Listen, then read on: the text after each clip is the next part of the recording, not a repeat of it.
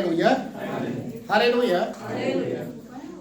आज मैं एक वचन को तैयार किया था प्रचार करने के लिए, पर उसको नहीं आज प्रचार करेंगे, नेक्स्ट संडे के लिए रखेंगे। बाइबल में एक अंतिम दिनों के विषय में बहुत सारी बातें बोली गई हैं, और अभी ज़्यादातर मैं पौलुस की पत्रियों से मैं लोगों को सिखा रहा हूँ कि आने वाले समय के अंदर किस तरीके का सुसमाचार जो प्रभु ने दिया है, उस सुसमाचार के अलावा दूसरे सुसमाचार को लोग आज ज़्यादा मान्यता दे रहे हैं। मैं आज उसके ऊपर थोड़ा सा बातचीत करूंगा आपके बीच में। मेरे साथ निकालें गलातियों की किताब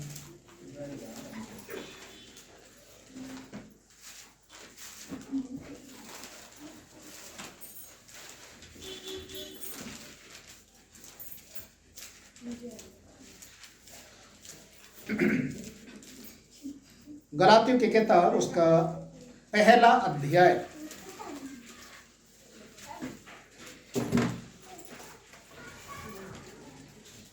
और यहाँ पर 6 पद से हम पढ़ेंगे।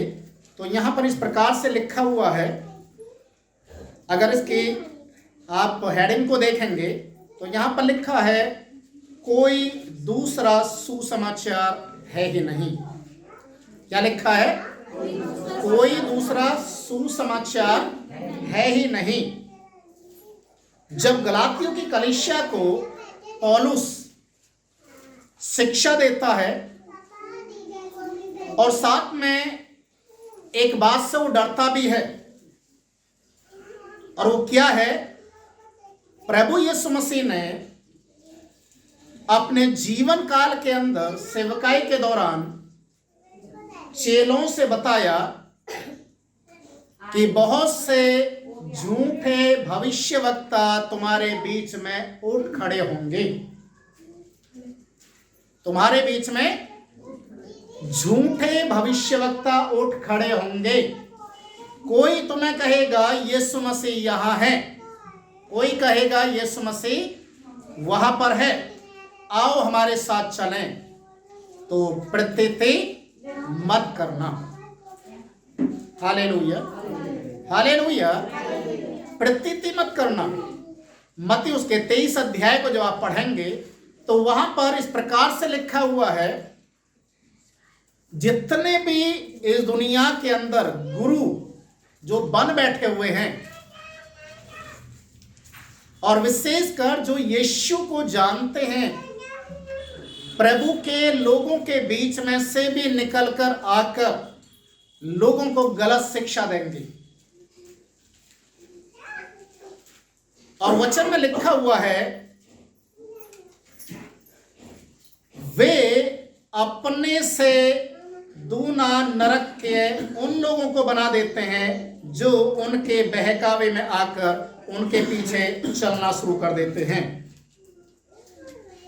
मत्ती रचित सुसमाचार उसका 23 अध्याय यहां पर लिखा उसके 15 पद में, हे कपटी शास्त्रियों और फरीसियों, तुम पर हाय, तुम एक जन को अपने मत में लाने के लिए सारे जल और थल में फिरते हो, और जब वह मत में आ जाता है तो उसे अपने से दूना नरक के बना देते हो। अपने से दूना नरक के बना देते हो, क्योंकि उन्होंने उद्धार तो नहीं पाया, पर ऐसे लोगों के बीच में वो जाते हैं और ढूंढते हैं कौन सा कमजोर है, कौन सा कमजोर है, और उस कमजोर कड़ी को पकड़ने के लिए बाइबल में लिखा वो जल थल हर जगह भटकते हैं, ढूंढते हैं, और जब कोई मिल जाता है और उसे अपने मत में लेके आते हैं, अपनी संगति में मिला लेते हैं, तो वचन में लिखा अपने से दूना नरक के उसे बना देते हैं। इसलिए ऐसे लोगों से सावधान रहना है। और आगे लिखा 16वें पद में, हे अंधे अगुओ, तुम पर हाय जो कहते हो यदि कोई मंदिर की शपथ खाए तो कुछ नहीं, परंतु यदि कोई मंदिर के सोने की सौगंध खाए तो उससे बंध जाता है। मंदिर को पवित्र कौन करता है? देखिए, हर एक जगह हम देखते हैं, हमारे घरों के अंदर, अगर आप अपने घरों के अंदर टाइल, पत्थर, बहुत सारी चीजें, लाइटिंग, सब कुछ करेंगे तो आपका घर देखने में सुंदर तो लगेगा, पर वो सुंदर तब होगा जब उसके अंदर कोई रहेगा। Hallelujah, hallelujah. परमेश्वर का वचन यहाँ पर हमें बहुत सारी चीजों को सिखाता है, और अंतिम दिनों के बारे में जब 24 अध्याय को आप पढ़ेंगे तो वहां पर भी लिखा हुआ है अंतिम दिनों में क्या क्या होने वाला है, किस तरीके के लोग आकर लोगों को भ्रम में डालेंगे, और हो सके तो चुने हुए लोगों के विश्वास को क्या कर दे, वो ठंडा कर दे। आज आपको मालूम है, प्रभु यीशु मसीह की जो चेतावनी थी, या यीशु मसीह ने अपने चेलों के विषय में जब बातचीत किया कि कैसे सावधान होना है, और साथ में यीशु ने एक बात और कहा, मैं तुम्हें भेड़ियों के बीच में भेड़ करके भेजता हूं। हालेलुया। मैं तुम्हें भेड़ियों के बीच में, भेड़ियों का काम क्या है? फाड़ खाना। उनके बीच में भेजता हूं, एक भेड़ बनाकर। पर इसलिए नहीं भेज रहा कि तुम हर एक किसी के सामने जाकर अपने आप को मरने के लिए दे दो। पहला पत्रस की किताब उसके 5 अध्याय के 8वें पद को आप जब पढ़ेंगे तो वहां पर इस प्रकार से लिखा है, सावधान, सावधान, सचेत हो जाओ, तुम्हारा विरोधी शैतान इस खोज में रहता है कि कब किसको पकड़कर मार खाए। Hallelujah, hallelujah. आज बहुत से लोगों का विश्वास डामाडोल होते हुए जा रहा है। बहुत सारे लोग इस तरीके से शैतान के चंगुल में आकर, या बुरी शिक्षा या गलत शिक्षा के अभाव में आने के कारण वो विश्वास से भटक रहे हैं। आज लोगों को कैसी शिक्षा चाहिए? जो उनकी मन पसंद के अनुसार हो। पौलुस दूसरा तीमुथियुस की किताब और पहला तीमुथियुस की किताब उसके 4 अध्याय के पहले पद से आप पढ़ेंगे तो वहां पर शिक्षाओं के विषय में लिखा हुआ है कि किस तरीके से आज लोग गलत शिक्षाओं के अभाव में उबड़ते हुए जा रहे हैं। लिखा हुआ है पहला तीमुथियुस 4 अध्याय उसके पहले पद से आप पढ़ेंगे तो पौलुस कहता है, परंतु आत्मा स्पष्टता से कहता है, आने वाले समय में कितने लोग भरमाने वाली आत्माओं और दुष्ट आत्माओं की शिक्षाओं पर मन लगाकर विश्वास से बहक जाएंगे।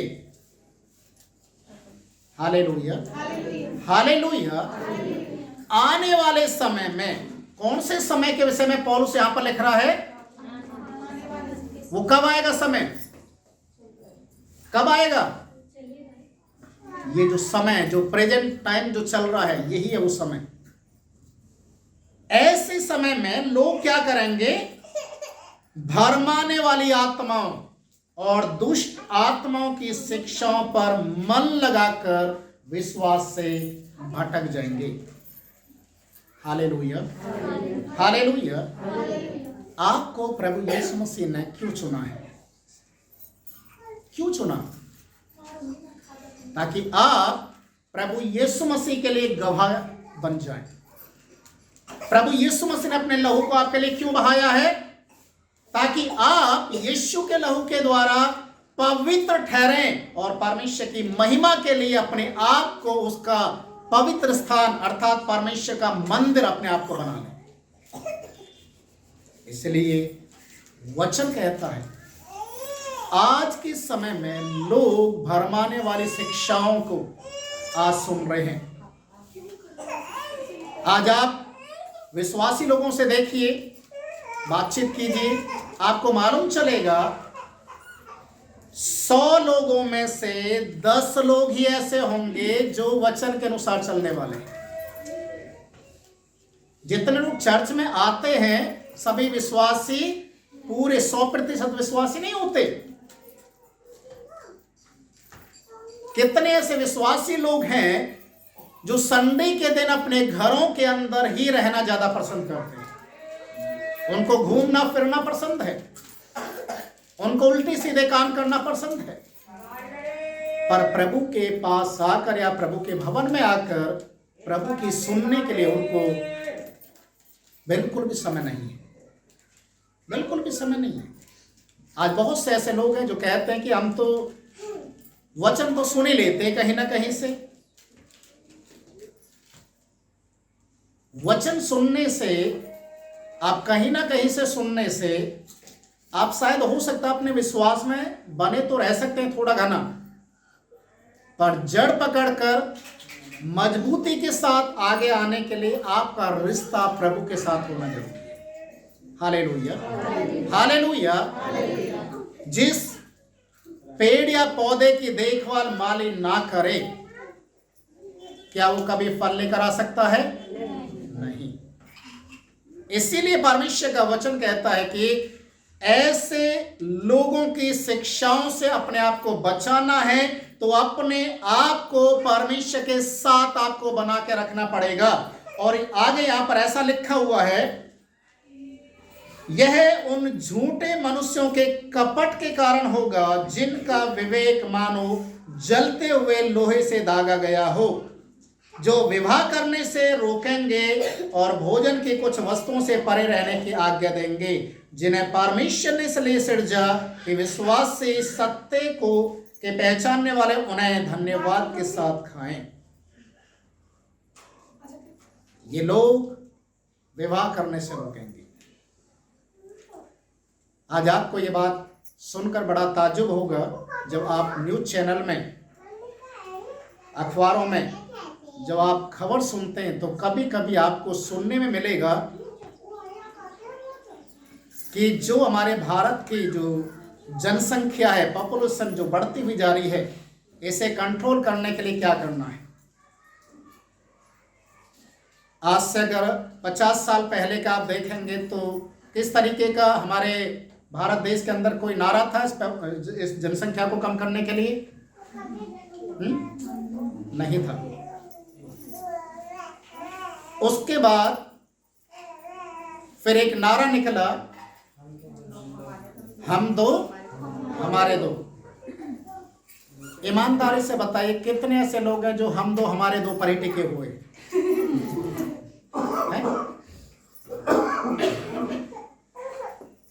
आज के समय में एक और नारा निकल रहा है, हम दो हमारा एक।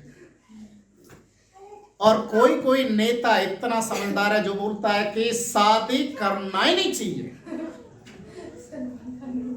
आपको मालूम है अभी जो ब्रह्मा कुमारी जो सत्संग चल रहा है उसमें क्या शिक्षा है?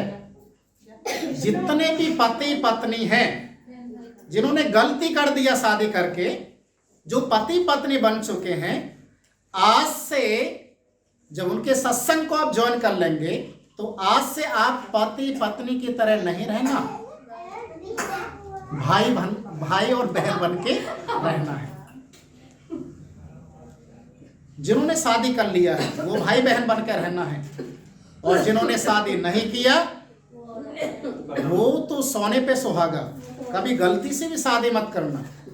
और क्या बोलते मालूम है, ये शैतान का काम है। हालेलुया।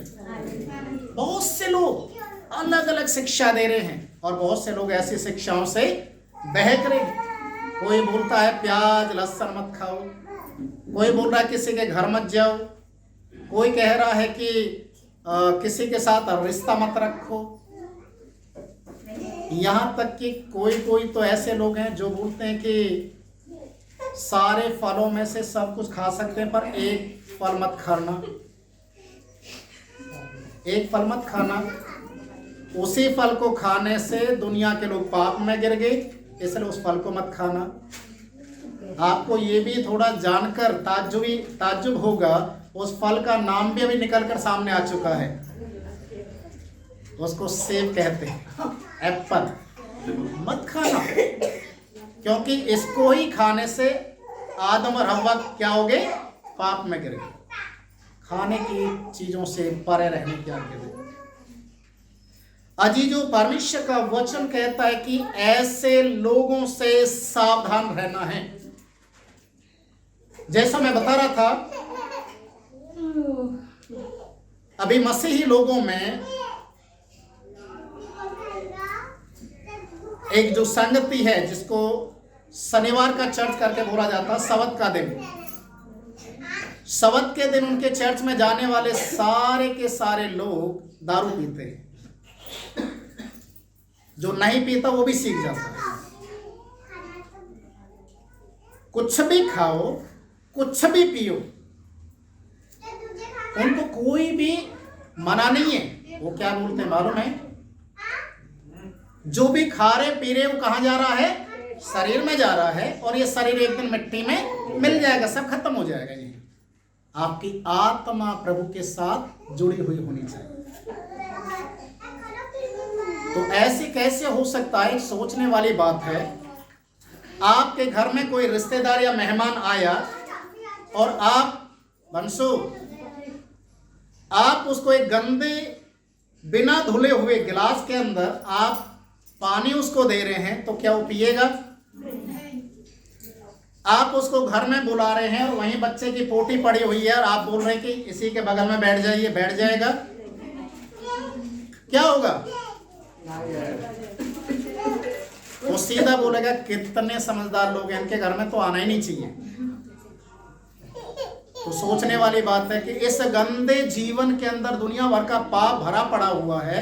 इसके अंदर फिर उस परमेश्वर का आत्मा जो पवित्र हो कहां से आ जाएगा? Hallelujah, hallelujah. पौलुस का जो डर था, यीशु मसीह की जो शिक्षा थी, और पतरस का लोगों को चेतावनी देना, इस बात को दर्शाता है कि प्रिय भाई और बहनों, सावधान होना, क्योंकि गलत शिक्षा के कारण आपके जीवन के अंदर सारे आशीषें खत्म हो जाएंगे। आप परमेश्वर से अलग हो जाओगे। आदम हव्वा के साथ में क्या हुआ? आदम और हव्वा जब तक फल नहीं खाए थे, बाइबल में लिखा है वो पवित्र थे, परमेश्वर की महिमा से भरे हुए थे। पर जैसे उन्होंने पाप खाया, वो फल को खाया, उनके जीवन में पाप आ गया, और सबसे पहले उन्होंने अपने आप को कैसे महसूस किया? हम नंगे हैं, हम नंगे हैं। और उन्होंने क्या किया? तुरंत ही अपने आप को झाड़ियों के बीच में जाकर छिपा लिया और पत्तों से अपने आप को कवर कर लिया। Hallelujah, hallelujah. जब हमारे जीवन के अंदर पाप आता है, याद रखिए, वो पाप शायद हम कई बार उसको नजरअंदाज कर जाते हैं, पर वो पाप आपको कायल करेगा, आपकी आंखों के सामने आएगा, आपको विवश करेगा कि आप उस पाप को अंगीकार करें, क्योंकि आप प्रभु को जानने वाले हैं। पर जो कोई उस पाप को करने के कारण छिपाने की कोशिश करता है, उसके सारे काम बिगड़ना शुरू हो जाते हैं। Hallelujah, hallelujah. मैं एक उदाहरण और दे रहा हूं आपको। दाऊद राजा, जिसने भजन संहिता को लिखा, आराधना करने वाला सबसे बड़ा आराधक था वो, और सबसे ज्यादा प्रभु का भय मानने वाला, प्रभु की महिमा में मगन होकर नाचकर और गीत गाकर प्रभु की स्तुति करने वाला व्यक्ति। प्रिय भाई और बहनों, एक समय ऐसा आया कि उसके जीवन में भी पाप हो गया, और जब पाप हो गया तो उस एक पाप को छिपाने के लिए उसने एक दूसरा पाप और कर दिया। जब एक पाप को छिपाने के लिए दूसरा पाप किया, तो परमेश्वर की नजरों में वो गिर गया। Hallelujah, hallelujah, hallelujah. और बाइबल में लिखा हुआ है, पहला पाप उसने अपनी खुली हुई आंखों से एक गंदे सीन को देखा, एक नहाती हुई स्त्री को देखा, मन के अंदर एक विचार लेकर आया उसके प्रति, दूसरा उसके साथ व्यभिचार किया, तीसरा उसके पति को ना पता चले इसलिए पति को मरवा दिया, और चौथा उस स्त्री से शादी भी कर ली। Hallelujah, hallelujah. परमेश्वर के वचन में लिखा हुआ है, परमेश्वर देखकर दुखी हो गया। दाऊद हमेशा की तरह प्रभु की आराधना कर रहा है, सब कुछ कर रहा है, पर एक अलगाव आ गया, एक दूरियां आ गया। पहले पवित्र आत्मा का अभिषेक उतरता था, वो गोलियत जैसे राक्षस से लड़ने के लिए खड़ा हो गया, और अभी तो वो अभिषेक नहीं है। अभी परमेश्वर की आवाज भी उसको सुनाई नहीं दे रहा है। जब उस स्त्री से जिसके पति को मरवा दिया था, जब वो गर्भवती होगी और एक बेटे को जन्मा, आपको मालूम है क्या हुआ उस बेटे के साथ? वो बेटा पैदाइश ही, जन्म से ही बीमारी में वो पैदा हुआ, और इतना बीमार था, इतना बीमार था कि दाऊद उसके लिए रो रो कर प्रार्थना करना शुरू किया परमेश्वर के सामने। रो रो कर प्रार्थना किया, प्रभु इस बच्चे को बचा ले। और उसके कुकर्म की सजा किसको मिली मालूम है? उस बच्चे को बच्चा बचा नहीं, तो मर गया। आज आप जितने भी विश्वासी लोग हैं, परमेश्वर के भवन में आते हैं, परमेश्वर के नाम को लेते हैं, आप शायद इस बात को भूल जाते हैं कि आपके कुकर्म की सजा आपके बच्चों को भुगतना पड़ता है। आपकी गलतियों की सजा आपके परिवार को मिलता है। फिर भी हम कितना अपने आप को सोचते हैं कि हम सबसे ज्यादा समझदार हैं, अपनी गलती को छिपाकर परमेश्वर से भी छिपाने की कोशिश करते हैं, दुनिया के लोगों से छिपाने की कोशिश करते हैं। पर बाइबल में लिखा है, परमेश्वर से आप कुछ भी छिपा नहीं सकते। सुसमाचार जो तुम्हें दिया गया है, इस सुसमाचार के खिलाफ में अगर कोई दूसरा सुसमाचार प्रचार करता है तो बाइबल में लिखा वो श्रापित है, वो श्रापित है। कोई स्वर्ग से दूत भी आकर तुम्हें प्रचार करे, दूसरा ही वचन सिखाए जिसमें कंफ्यूजन हो, जिससे मालूम चले कि ये तो परमेश्वर के वचन के खिलाफ में जा रहा है, सावधान हो जाएं, सावधान हो जाएं।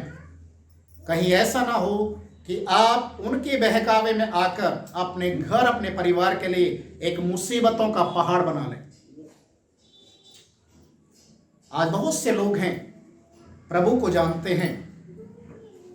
दूसरे सुसमाचार का मतलब आपको मैं और खोलकर बता रहा हूं। एक सुसमाचार है जो स्वर्गदूतों के द्वारा सुनाया गया, यूहन्ना बपतिस्मा देने वाले ने उसे कंटिन्यू किया, यीशु मसीह ने आकर उसके ऊपर मोहर लगा दी कि स्वर्ग का राज्य आ चुका है। और इस सुसमाचार को आज तक जो लोग फैलाते हुए जा रहे हैं, पहले प्रेरित लोगों ने फैलाया और आज प्रभु के वे लोग फैला रहे हैं जिनको प्रभु की ओर से चुना गया है और जिनको प्रभु का दर्शन है। दूसरा सुसमाचार वे लोग फैला रहे हैं आज जो गंदी शिक्षा दे रहे हैं, घरों को बिगाड़ने का काम कर रहे हैं, लोगों को नशे की ओर धकेल रहे हैं, बुराई की ओर धकेल रहे हैं, जिनके जीवन के अंदर केवल बुराई और पाप के अलावा कुछ और नजर नहीं आता। अजीजों, परमेश्वर के वचन में साफ लिखा है। पौलुस क्यों इस बात को कहता है? जब गलातियों की किताब उसका 3 अध्याय के पहले पद से आप पढ़ेंगे तो वहां पर ऐसा लिखा हुआ है, हे निर्बुद्धि गलातियों, किसने तुम्हें मोह लिया? तुम्हारी तो मानो आंखों के सामने यीशु मसीह क्रूस पर दिखाया गया। मैं तुमसे केवल यह जानना चाहता हूं कि तुमने आत्मा को किया व्यवस्था के कामों से या विश्वास के समाचार से पाया? क्या तुम ऐसे निर्बुद्धि हो गए कि आत्मा की रीति पर आरंभ करके अब शरीर की रीति पर उसका अंत करोगे? Hallelujah, hallelujah. किसने तुम्हें मोह लिया? किसने मोह लिया? किसके बहकावे में तुम आकर परमेश्वर के वचन से दूर चलेगी? तुम तो आत्मिक रीति से आगे बढ़ने वाले लोग थे, पर अब संसार के रीति पर क्यों खत्म कर रहे हो? Hallelujah, hallelujah.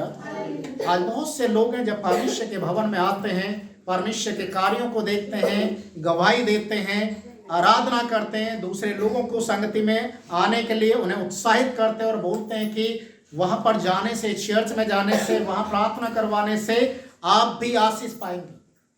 बहुत कुछ होता है, और वही व्यक्ति कुछ समय के बाद प्रभु के भवन में आना जाना बंद करता है, बाइबल पढ़ना बंद कर देता है, चर्च में आना जाना बंद कर देता है, और लोगों को भी बोलना शुरू करता है चर्च में जाने से कोई फायदा नहीं।